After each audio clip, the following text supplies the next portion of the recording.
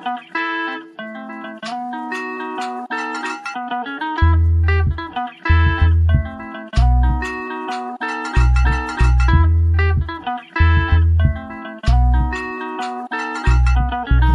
the podcast, hablemos de lo nuevo.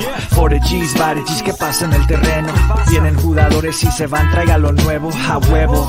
Doesn't matter where you from. Salvador, Mexico, Honduras, Nicaragua. Todo mi latino, come and listen for an hour. TikTok, que traemos lo que quiere. Todo lo que pasa dentro y fuera de las redes. Really? You don't know what it is. Reportamos con la lupa what we see at the digs. En las buenas y en las malas yo diré la verdad. Si cometen un error o tienen habilidad, la calidad del rival cuando viene a jugar. Facts. Yo no me muerdo la lengua. Got love for the crest in the city I came from. Los campeones de campeones y con copas mi race. No empezamos el programa, soy la voz de LA1. Soy la voz de LA1. Love. Yeah.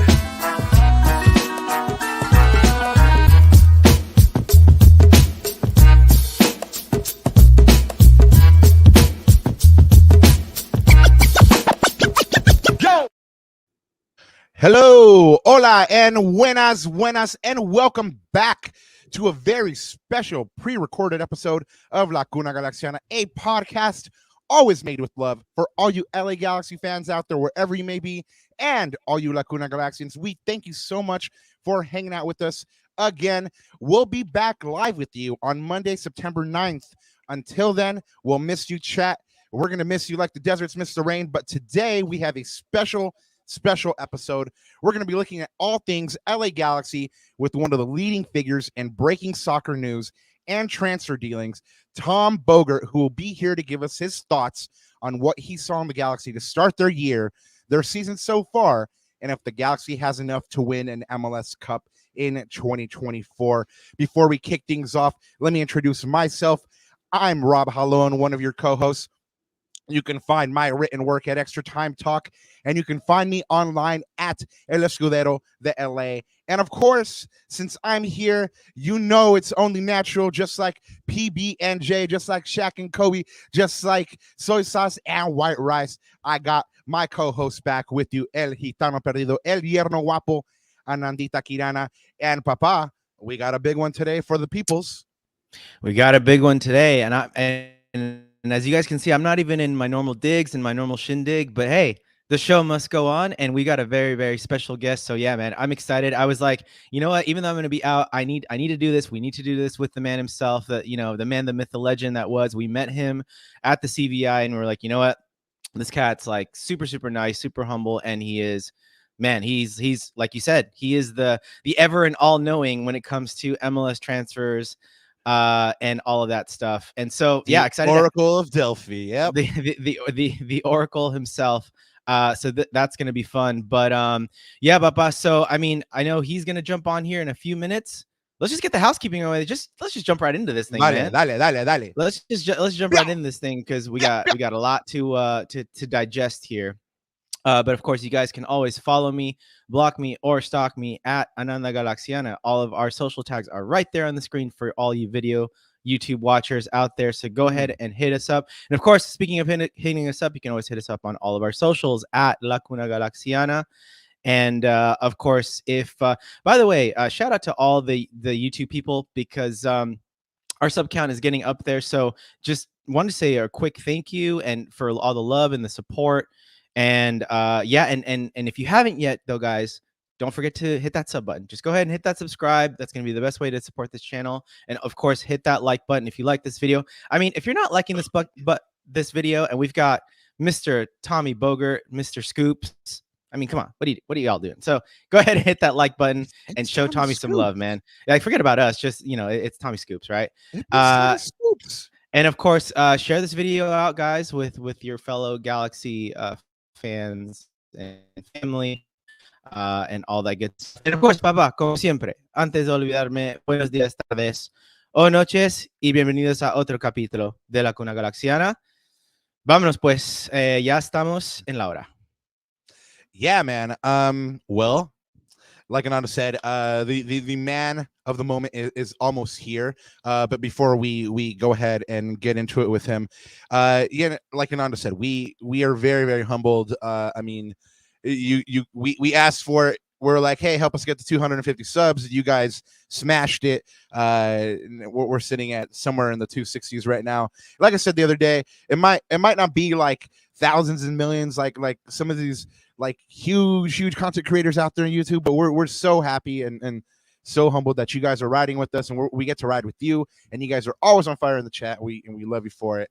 Man, this is it's cool little community that Ananda and I have been able to and blessed to be a part of, and really it just started over wings and beer and like, hey, we should talk about the Galaxy online and not annoy our wives. So yeah, man, and look at us, almost 2 seasons in. We have this humble little channel. It's all thanks to you guys. We've met so many great people. I mean, and there's a lot of good stuff in the works, and we're excited to bring it to you. I mean, this is one of them. I mean, there's like, very few people in the soccer world that command like, the attention, just like, hey, if so-and-so said it, it must be true, like just being one of the authorities. And we're just really happy to have Tom here. But, if you haven't watched the show before and you're just like picking up the show today because, you're like, oh, snap, Tommy Scoops is on the stash, we invite you to look at the back catalog. I mean, we've had some great people on. I mean, if I miss anyone, Ananda, just let me know. But I mean, we've had Sophie Nicolau here. I mean, Lady Gunner, we call her the judge. We've had Profe Alex Reus on. We've had, the Portuguese Hammer, Eric Vieira on, Christian Miles. I mean, the great Joe Tutino. We've been lucky enough to, sit with Preston Judd, former Galaxy player. A Galaxy legend. Fernando Fiore. El presidente Fernando Fiore, el Galaxy legend, el Eduardo El Tanque Hurtado.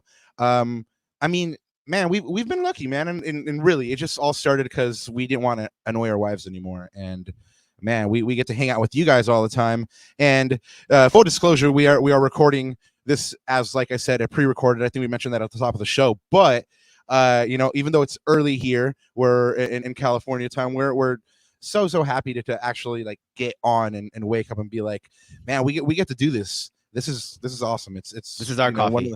This is our coffee. Shot. Yeah. And this is one of the beautiful things about life, just getting up and hanging out with the homie, getting to talk to, like I said, authorities, the Oracle, like Tommy Bogert, and just getting to chill with you guys. So we're really blessed, man. Ananda, did I pour my heart out enough, or you, by the way, you want to pour your heart out for your co-host a little bit and plug some stuff before we get Tommy on in a second?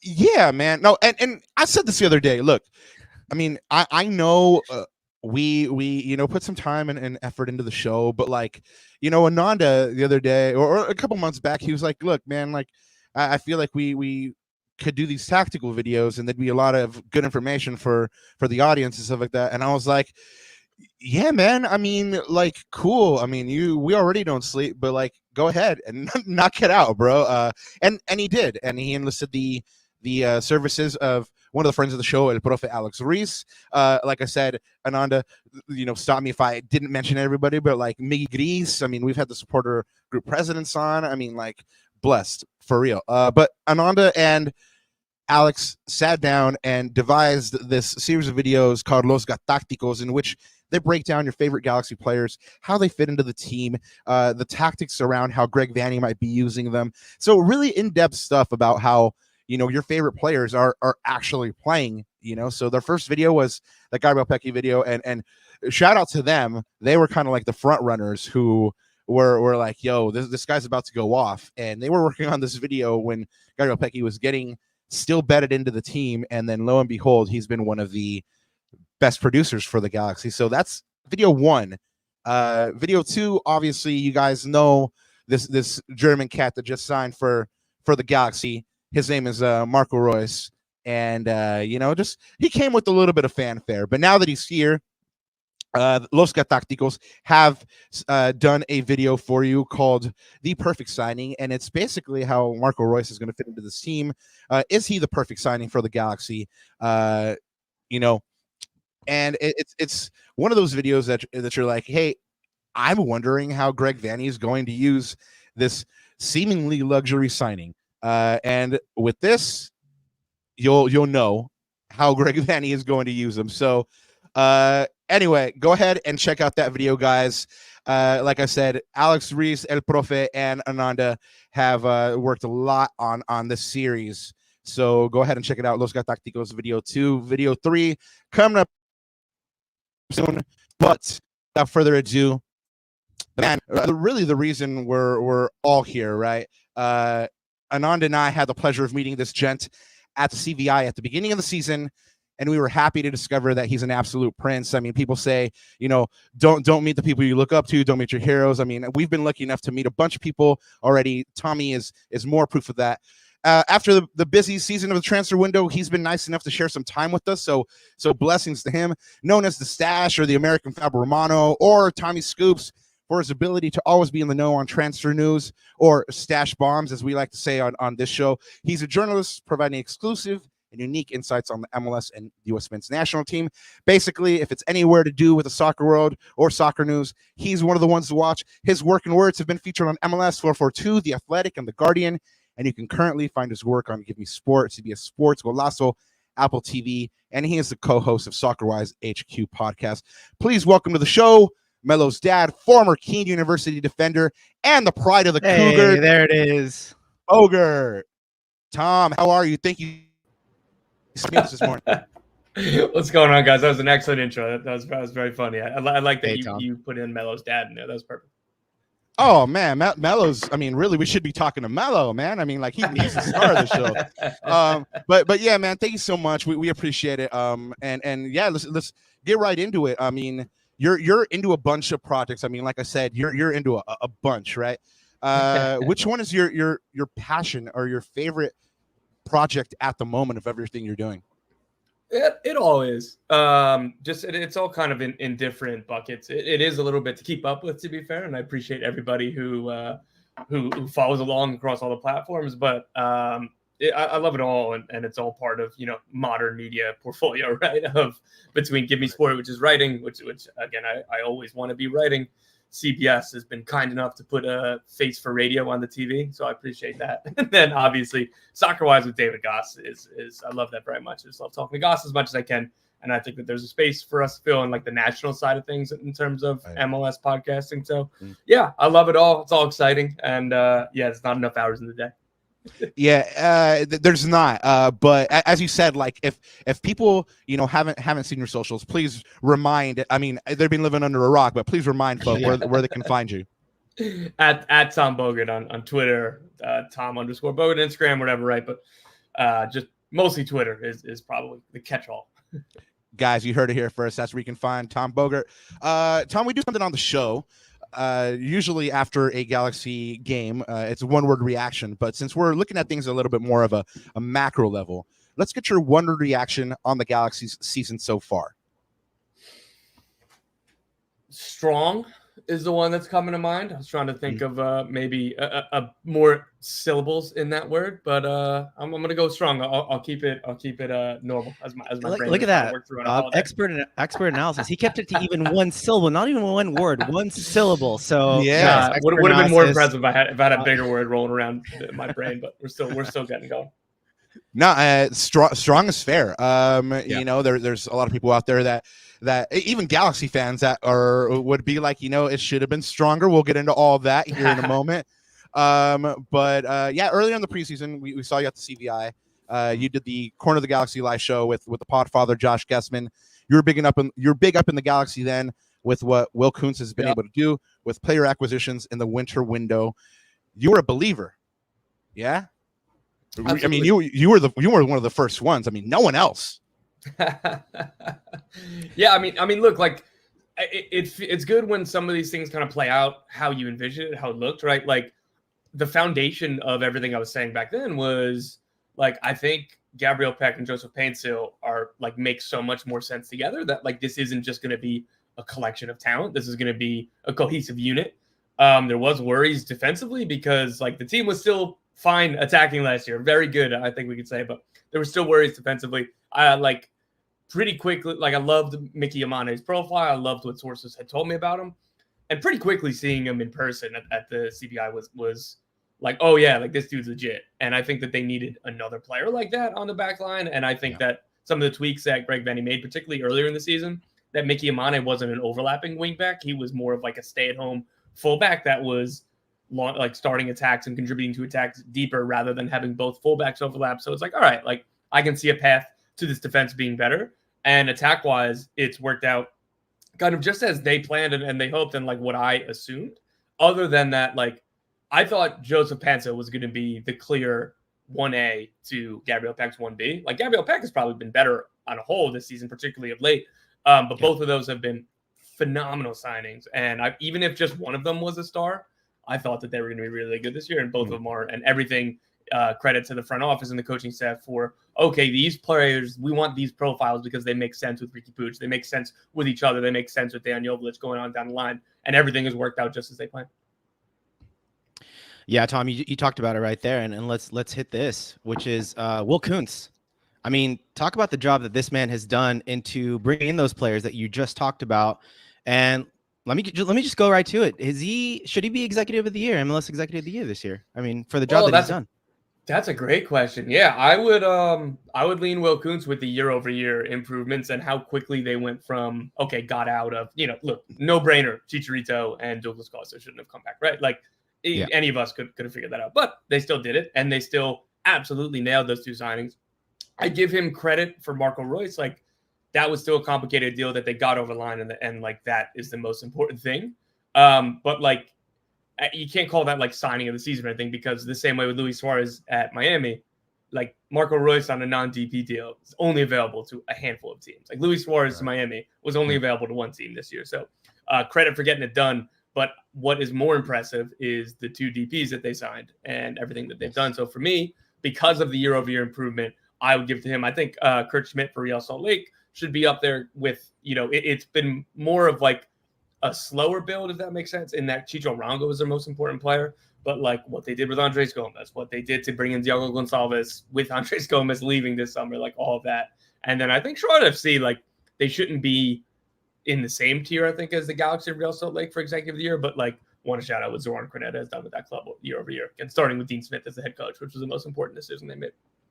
Right. Shout out all you RSL fans and all you Charlotte fans and all you fans of the league at large. I mean, we are talking Galaxy here, but Tommy covers the league at large. You spoke about a couple of executives out there. There's a lot of folk here in Galaxy land that big up and love Will Kuntz, but there's on the flip side, don't believe in anything Greg Vanney is doing. I don't know how you reconcile one and the other, but that's just the reality of it. Tom, talk about Greg Vanney. What did you think about the preseason? Did you know that he would have a bounce back year, show his quality as head coach? And if we're talking, Will as executive of the year, does Vanney at least deserve to be in the conversation for coach of the year? I mean, it in so much that Wilfred Nancy does not exist on this earth, Yeah. So with Greg Vanney, he came into the year with a lot of pressure, and if they got off to a slow start, there would have been serious questions asked about Greg Vanney's future. Like there were serious questions asked in the offseason. Is he coming back? All that. I spoke to Will Kuntz during preseason, like pretty much asked him directly about that. Like, hey, is he on the hot seat or whatever? Right. And like in so many words, like Will Kuntz was like, look, I'm like, I didn't join the Galaxy.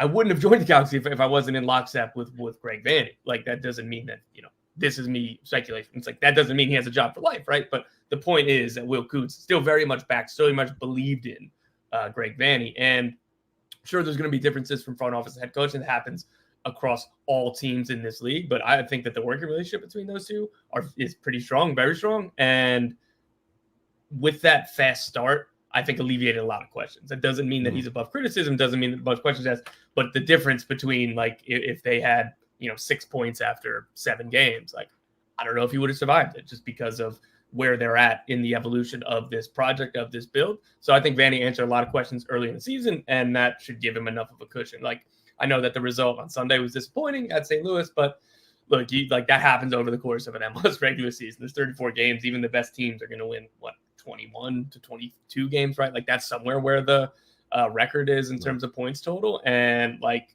so some of these losses on the road in heat, in a good atmosphere, like that's going to happen. Yeah.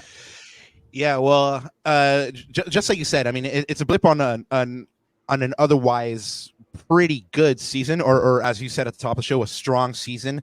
They haven't been afraid to go out and make, the quote unquote luxury signing of Marco Reus, but to make it happen, they did some business, and that's again on Will and the executive team. Marcus Furcanis out; he's out to Brisbane Roar. Daniel Aguirre left for Chivas. Gino Vivi, Deportivo Saprissa, and the one that Galaxy fans kind of were not up in arms about or concerned about, Johnny Perez on loan to Nashville, purchase option expected to return. But all that was done with like the goal in mind, bringing in this voice. Let's go ahead and give the Galaxy a grade for the transfer window. And then would you have done the Marco Reus deal if you had been Will Kuntz, and what did you think that the Galaxy actually needed? 1,000%. If Marco Reus is available on a non-DP deal, I think all 29 clubs should be doing that. Again, to your point, like I see where you're going with the question is like maybe if there was a Marco Reus level player that was a defensive midfielder or maybe center back or like something that aided in the defensive group. Like I see what you're saying, but like at every point you sign Marco Reus and he proved his quality pretty, like not that anybody was doubting it, right? But pretty quickly that he comes in when it's 0-0 and goal and assist when he's, still ramping up to, season fitness, right? And I think we saw that a little bit on Sunday. So I really, really like that. I agree with the Jonah Perez. Like it was an unfortunate, I think, roster casualty to the Marco Reus deal. Like there could have been another way that the Galaxy freed up the space to sign Marco Reus. Like that didn't need to be mutually exclusive, but why have Johnny Perez on the team if he's going to be the seventh attacking option? If at all, like they're already going to struggle to get minutes for four of Reus, Fagundes, Puig, Peck, Painsil, Joveljic, right? And then Johnny Perez, like he's just never going to play. So I think that was good for the player as well to get that move. Like he's something different that Nashville don't have, and like I think that's mutually beneficial. Though I do understand that like fans are disappointed. I was talking to a lot of Galaxy folks in the winter who was like, yo, he's going to have a big season. Like, watch it. He's going to win like a rotational spot. And he kind of did, right? But like some injuries and then again, just in embarrassment of options in attack meant that like I think that this made sense for everybody for him to be loaned up to Nashville. I'd call it a B+. Like maybe that's being a little harsh to not give it an A, but like it's not. They didn't have a ton of room and they signed Marco Reus. But again, like to the point of just, Charlotte FC weren't going to be able to sign Marco Reus on this deal. Charlotte FC wanted to sign him to a DP deal. They couldn't do that, right? Like, so like why I give them a ton of credit, but this was kind of a no-brainer. Yeah, I mean, so speaking of that, Tom, I mean, looking sort of a little bit ahead and sort of what Galaxy fans are listening, I'm just going to flash something on the screen and get your reaction on this. What about this man? What about this man right here? Any Hey, he has my name. Robert, hey, there you go. Oh, you're Lewandowski too? Yeah, Robert Lewandowski. There were some rumors in the winter, but like there was 0% chance he was leaving Barcelona this year. There was just straight up nothing to that. I don't doubt that the Galaxy have interest. Somebody would have to leave. Like it's not going to be Painsil or Peck, and I hope that it's not Ricky Puig. But right now they have 3 designated players, so they cannot sign Robert Lewandowski in either the winter or next year. I don't know if/when he's going to leave Barcelona. That could be a Barcelona thing too, because of how awful they have their book set. And maybe at some point they're going to tap him on the shoulder and say, "We need you to leave on a free transfer. We need you to leave. We need funds, bro. We're selling pieces of the pitch of the Camp Nou to help pay for wages, man. Like, we need you to go. Bleachers for sale. Yeah, exactly. Yeah. So I do hope this guy ends up in MLS. If I was a Chicago Fire, I know that they have Hugo Kuipers, but like, I think the Chicago Fire just back up the Brinks truck, and if he's going to come to MLS, that they should be able to get that done. But as of right now, as the current roster is constructed, nope. But if Puig leaves, then I can see the Galaxy being in play for Robert Lewandowski. You mentioned Kupiers there in Chicago, and Chicago has a huge Polish community and fan base, so that's a really good natural fit for Lewa. But he does have a really strong friendship with Marco Reus, who is now at the Galaxy. Sure. One of the rumors is that Agent Reus is working already on this deal. How much does a relationship like this play into a decision for Robert Lewandowski? Yeah, it definitely helps, right? Like look at LAFC. Like after they signed Hugo Lloris, he was working on Olivier Giroud pretty quickly, right? And after Olivier Giroud was signed, the both of them were working on Antoine Griezmann. Like these things matter. These connections matter. It's not the be all end all. Roman Berkey is best friends with Marco Reus and tried to get him to come to St. Louis. And he was pretty quickly like, no, dog. My wife doesn't want to come to St. Louis. Going to LA.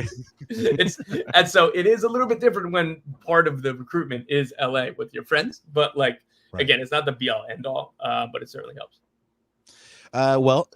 Tommy, guys, audience out there, for you guys listening, Tommy doesn't seem to think that a Lewis happening because of the roster construction and financials around this. But taking all that out of consideration, put your GM hat on again. If you're Will Kuntz, who's your LA Galaxy dream signing? And you don't have any restrictions on cap or anything like that. And of course, people out there might be like, oh, sign Mbappe. But like, keep it into the realm of realism here. Reality, yeah.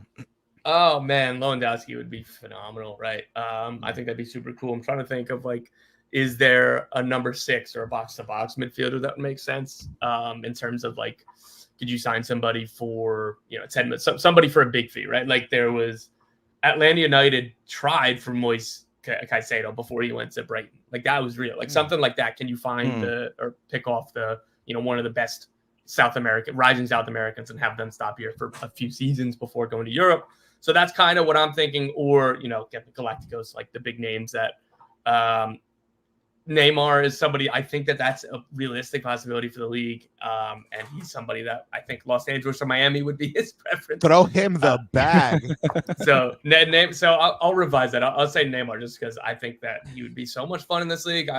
Whether or not, again, there would be questions off the field of how seriously he's going to take everything. But I think that his talent is so incredible that like I don't think that would matter a ton at the beginning. Well, a Neymar in Los Angeles would be would be something automatically. It would propel the Galaxy into even more of a contender conversation here. But Tommy, it's been 10 years since LA has lifted MLS Cup. Just you can expand on it if you want. Yes or no is good too. Can they win MLS Cup with their current roster? Can they? Yes. The probabilities, I would put them, closer to no, because just math, one team lifts that trophy. But I have them in for right now somewhere in either the top or the second tier. Like I think that they have a realistic opportunity to win the trophy, but them and like same thing. Like I go with this with the Real Salt Lake, and that like I just don't think defensively they're going to be good in that. Like there's going to be a game in the playoffs where they concede 2-3 goals, right? Like, and that's just going to happen, right? Like, so that's where I'm like, again, I think that they can. I just think that the likelihood is low. Like, what is working for them is that the Western Conference should be a little bit easier to get out of than the top of the East. But LAFC are constructed perfectly to foil this LA Galaxy team. So that's going to be very, very difficult to get through. So, again, for me, I think that they can. It's just like, and I'm only saying that about like 7 or 8 teams, right? Like, I know that random stuff can happen in the playoffs, all of that, right? But like true teams that can win MLS Cup, I do think it's like 7. And I think that they're one of those 7, but closer to 7 than 1. Yeah. And Rob, I was going to say, it's games like the one that we just had this weekend. It's games like Seattle away in the Leagues Cup. We haven't shown under Greg Vanney that we're a cup team. We are a good regular season team, but we haven't shown that skill yet. So that's totally fair, Tom. I think your assessment is super fair. And it's something that that pretty much the entire league knows right now, like how can we hurt this Galaxy team? And there's teams that aren't perfectly constructed to foil the Galaxy that know how to hurt the Galaxy. And then you have teams like LAFC, the city rivals, that are in second place right now. Of course, the Galaxy have El Tráfico coming up next, Tom, on 9/14. Despite the Galaxy occupying first place, is LAFC still the team to beat in the West? Absolutely. And like you look at it, right? Like LAFC have 3 games at hand on the Galaxy. It doesn't like they're 5 points back, like they're slightly ahead on points per game. So I still put LAFC the top of the Western Conference just because of what they've done over the last few years, the core of this team, what they could be. They could still improve with Giroud. Again, same thing with the Galaxy with Reus, of course, but all of that, and that they're stronger defensively and more proven in these one-off cup competition games, at least getting towards the final. So I would put LAFC 1, the Galaxy 2, slightly ahead of Real Salt Lake, and then a drop off to like the Colorado and then below that. And quickly as well in the playoffs, if we get an LA Galaxy Portland Timbers round 1 matchup, like set the over on goal. If they go 3 games, like 18 goals. Like I don't I think it would be so much fun. And expect Phil Neville to be very, very loud. I was there in the press box for LA versus Portland, Tom, and you could clearly hear this man just like yelling at his players. I mean, he was into it, man. You mentioned LAFC as a team to be in the West. Obviously, there are strong teams out there in the league that even LAFC is kind of fearing. Got done by Columbus. You have a strong Inter Miami side as well, who's leading in the Supporter Shield race. Galaxy took a hit on Sunday towards their goal of the Supporter Shield. Do they still have a shot in the Supporter Shield race, or is it pretty much done at this point? Dude, I really want it to be more open than it is, but Miami winning 8 of 9 games without Lionel Messi, it's like, come on. We were talking about it a month ago, or like when the League's Cup break started. It's like, this is a historic Supporters Shield race. It's gonna be so much fun. There's 6 teams that are in the race, and then here we are, September 2nd. It looks like there's just one, and then it's like, Columbus, please, like keep this involved. But like, Miami's aren't losing if they're like, and they went through a difficult portion, like obviously first and foremost without Messi, but they were missing Suarez, they were missing Mati Rojas during Copa America as well, and they kept pace. So I'm hoping, but time is running out. They got 7 games left, and they're 10 points ahead of Columbus Crew, and like Crew have 2 games in hand, of course. But like, I don't know. It's unfortunate because I thought that this was going to be a lot more wide open at this stage of the season, and it's not. Yeah, I mean, it's funny how at the beginning of the year, everybody was saying like, can they win MLS Cup? Just like I asked, can they win MLS Cup? Yes. And I think, I picked them myself, Miami here. I picked them myself to be closer to like 5 or 6, but then do well in the playoffs. Right? Yeah. I mean, I think that's what everybody was thinking. And then they went out and bought all these young South American starlets, just like you were talking about, that the Galaxy should do for maybe a DM or something like that.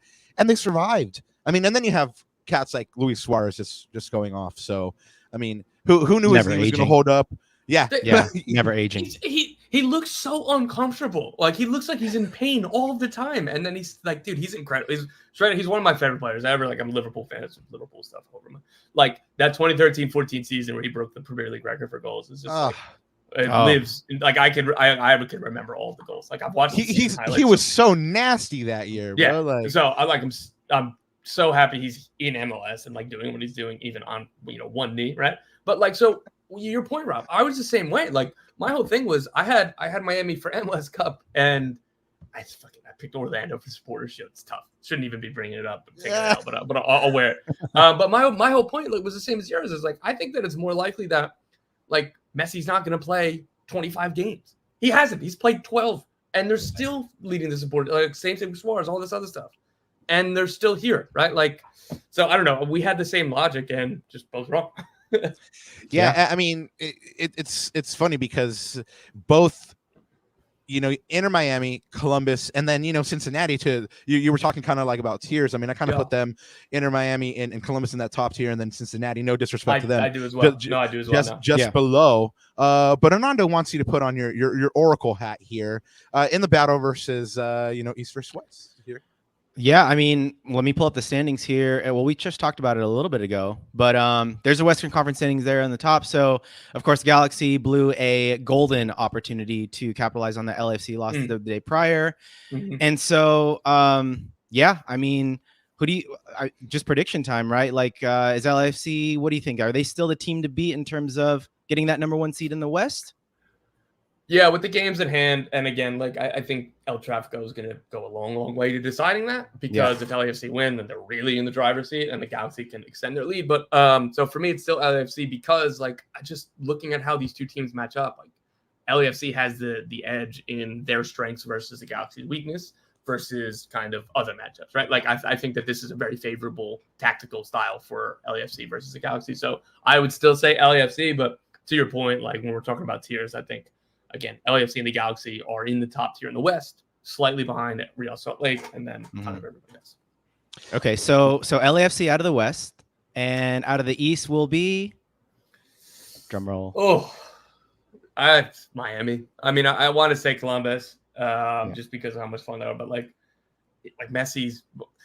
If Messi stays fit for the rest of the season, hell, even if he doesn't, apparently it might not matter. But if Messi comes back soon and then has a good runway towards the playoffs, like, man, can't pick anybody else. So you have the dream matchup for Don Garber there in Miami versus Los Angeles, and then come December 7th, when all is said and done, who's lifting that trophy? Is it Denny Bouanga or is it Leo Messi? Miami. I'll stick to my preseason pick of Miami winning the cup, and plus, like in this scenario, like it seems very, very likely that Miami are going to win the Shield and thus have home field advantage through MLS Cup, and that's a big advantage.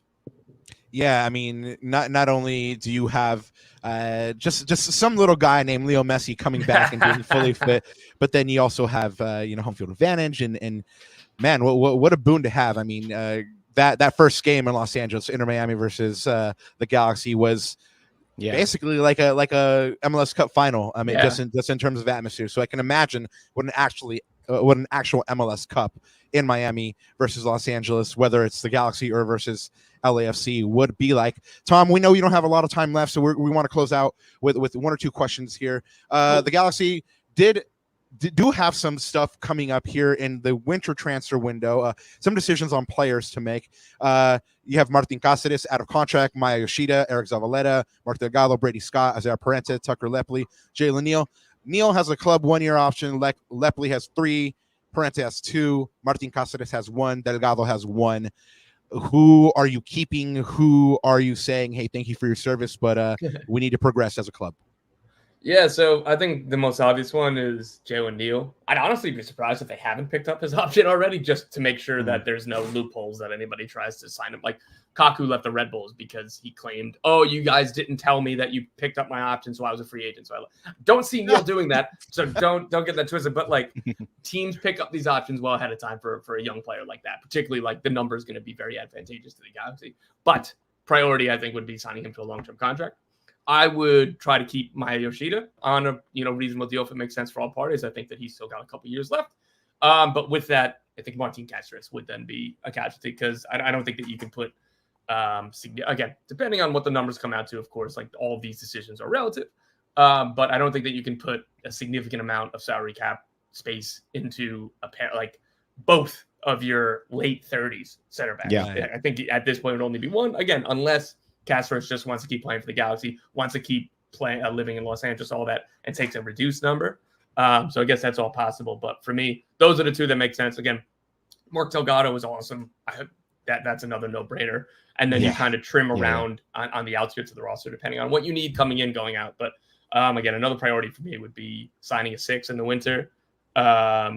Again, like I think that this is a team that could capitalize on the U22 initiative the way that Miami has. Right. Or you look at what New England did by signing Luca Langoni. He's essentially a designated player, but he's on the way that teams are using the U22 initiative best are like Miami. Again, these are all caveats because of the advantages that they have with Messi and everything else. But like Federico Redondo, that's essentially a young DP, but he's eligible for U22. So if you have the ownership that will spend the budget, like you should be signing 21 or 22-year-olds for $5 to $8 million on your U22 initiative, and that can boost your roster so much. And I do, like, in Julian Aude, he's awesome. Like that's an excellent U22 initiative sign. I thought Lucas Caligari was really strong as well before he got injured last year. So Dejan Jovic is, I think, still technically on that category. So yeah, he's still U22. He's over 22 now, but he signed it when he was go for 3 years after. I believe. And like again, that's the sweet spot. And like I've told, like say New England, like they did an analysis of like the best way to use the U20 initiative if you have the money is fees over $4 million and players that are 21 or 22, rather than spend $1 million on an 18-year-old and who knows what's going to happen, right? So like the bigger spending clubs, Galaxy, LAFC, Atlanta, Miami, you kind of go on down the list, right? Cincinnati, kind of Columbus, but whatever the point is that that's who they should be targeting with the U22 initiative, is more proven rather than, hey, what's like a flyer on an 18-year-old who might be good in 2 years, right? Or like, again, Federico Redondo, Diego Gomez, Facundo Farias, Thomas Aviles did not need a ton of adaptation time to MLS the same way not at all. Other YouTube, because like they are premier talents in that pool. So that's what I would like to see the Galaxy capitalize on in the future. Galaxy fans, I mean, you heard Tom give you the playbook here on how to best capitalize on your roster. Tom, don't be surprised if Will Kuntz is reaching out and saying, hey, I know you have a good thing going, but do you want to join the staff over in Los Angeles? We know that you need to dip out here, and it is Galaxy fans and Lacuna Galaxians like this is pre-recorded, so this is the multiverse again, where we're in the past bringing you an episode in the future. Right. It is Labor Day. We're gonna let Tommy get out of here, but last question for you, and it's a big one. The Galaxy, you already said, is not going to make MLS Cup. How far are the Galaxy going to go this year in the MLS Cup playoffs? I like conference final. I think would be a phenomenal season, and I think that. I mean, look, if they lose in a one-off game the round before to Real Salt Lake or whatever, that doesn't mean the season's a failure, right? But like, I think getting to the conference final would be a reasonable goal. So that's what I'm looking for. When you said one more question, I thought you were going to say Joey Chestnut or Kobayashi in the Netflix meeting special that's coming up too. No, man. I was going to ask you, the hard hitting questions. Like, are you a Raquinho fan? I saw on your socials that you did have a Raquinho photo, and I was like, that's a man after my own heart. I mean, he Raquinho right there, man. Yeah, man. Oh, my head was on like the hot dog stuff, and I was like, "Is that like a LA-based side dish? That like a cookout?" You're like, "Is that a Brazilian player I've never heard of?" Like, where's this? I'm about to get on the scoop right now, man. Yeah, where's my phone? Yeah, man. We're big Raquinho fans. Of course, we're big Tom Bogert fans. Thank you so much for being here, man. Like we mentioned at the top of the show, we got to meet you at the beginning of the year, and you were. Yeah. You were a prince among men. So nice. I mean, I've met a lot of people out there doing this work, and some aren't so nice. And I'm just super happy to report to all you LA Galaxy fans, all you people out there, that Tom Bogert's a prince. Thank you so much for being on the show. You guys know where to find him. Tom, we appreciate it, man. Thank you so much, and have a wonderful Labor Day out there. It's too kind, guys. I really appreciate you. Keep up the great work. I'll talk to you soon. Thanks, Tom. Cheers, man. Thank you so much. Cheers. Guys, I'm not joking, man. Like, this is what we get to do, and it's super fun. We get to hang out with folks like Tom Bogert. Ananda, do you got them goosebumps? Because I got those goosebumps a little bit. Yeah, man. That was super fun. Again, glad we bring this service to you guys. Glad we bring these folks on. And yeah, I mean, stay tuned for more, guys. Stay tuned for more. But that was fun. Hopefully, you guys enjoyed that. And yeah, Rob, I guess there's nothing left to do, right? Let's get on out of here. Yeah, not too much. Anyway, we'll be out of here in a quick second. Happy Labor Day to all you guys out there. And we did. I messed up the other day because I failed in something that I needed to do, and it was very important, and I blew it. And I want to ask your forgiveness, Lacuna Galaxians, and also forgiveness to this person. But happy birthday to the Ananda Minister of Finance, Marinita, who celebrated her birthday the other day. Many happy birthdays to her to come. But you have the best birthday gift out there in the world. You have El Gitano Perdido, El Yerno Guapo. That is your greatest gift. And guys, nice. we hope you enjoyed this episode. Thank you again to Tom Bogert. And you know what to do, man. If you guys are here, it's because you found us on Lacuna Galaxiana, at Lacuna Galaxiana on all the socials, youtube.com / at Lacuna Galaxiana. And man, put someone on. Watch that Los Gatacticos video. Ananda and El Profe put a lot of work into it. And we'll be back. Before you know it, like you guys know, this is pre-recorded. We're here sitting on Thursday. We'll be back with you on Monday. Never fear. We miss you just as much as you miss us. We'll be back with you. But coming up, guys, the Galaxy away El Tráfico on 9-14 versus number 2 in the West, LAFC. That's going to be at the Digs, the last El Tráfico of the year. The last one of 3. LAFC has taken the previous 2, including that 4th of July Rose Bowl game, which was a lot of fun, but at the end did not get the Galaxy any points. That's going down at 7:30 p.m. on the 14th on Saturday. So watch out for El Tráfico preview on Thursday, September 12th at 9 p.m. We hope to bring you another special guest for that one. So stay tuned for the announcement on that one. Hopefully it comes to pass. We're working very hard on making it happen for you. But until then, man, now only one thing left to say, right, Ananda? Yes, sir. Oh boy. Lacuna Galaxians, we love you. Jesus.